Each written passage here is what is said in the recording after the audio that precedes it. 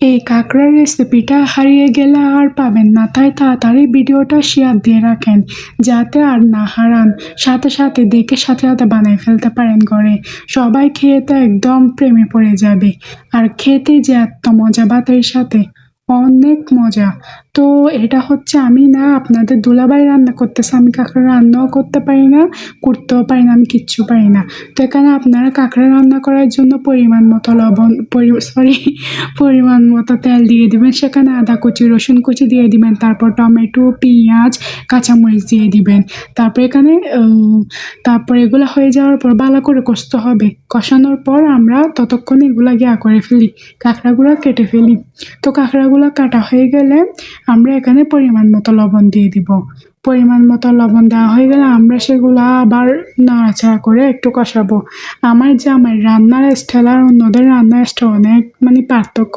আমরা রান্না করার সময় হয় কি, এই যে লবণ মরিচ মশলা এগুলো আমরা আগে দিয়ে দিই, কিন্তু এরকম করে নেই হচ্ছে সবার লাস্টে গিয়ে মরিচ মশলা এগুলো দেব। তো এখানে আপনি কাঁকড়া গুঁড়া দিয়ে দিবেন, দিয়ে সুন্দর করে নিয়েছে ভালো করে কষাবেন।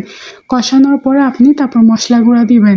তারপর এখন আপনি দিবেন হচ্ছে 2টা চিকেনের স্টক। চিকেন স্টক যদি আপনি না পান, আপনি ম্যাজিক মশলা দিলেও হবে। এটা হচ্ছে দেয় হচ্ছে টেস্ট, একটু টেস্ট বাড়ানোর জন্য, মিষ্টি মিষ্টি একটা ফ্লেভার আসে। তো আপনি এখানে সামান্য হলুদের গুঁড়া, সামান্য ধনিয়া গুঁড়া দিবেন। তারপর পরিমাণ মতো পানি দিয়ে নেড়ে দিবেন। আমরা একটু মশলা কম খাই, মশলাতে এগুলো একটু অনেক কম খাই। মাঝে মাঝে হয়তো কিছু কিছু জিনিসে তো তেল বেশি দিতে হয়, তো এরকম। তারপর এখানে আপনি ক্যাপসিকাম দিয়ে দিবেন। ক্যাপসিকাম অপশনাল, না দিলেও কোনো সমস্যা নাই, কিন্তু ক্যাপসিকামটা দিলে মজা হয়, একটা ক্যাপসিকামের ফ্লেভার থাকে। তো ক্যাপসিকাম ধনিয়া পাতা এগুলা দিয়ে সামান্য পানি দিয়ে, বেশি পানি দেওয়া যাবে না কিন্তু, তাহলে টেস্টটা নষ্ট হয়ে যাবে।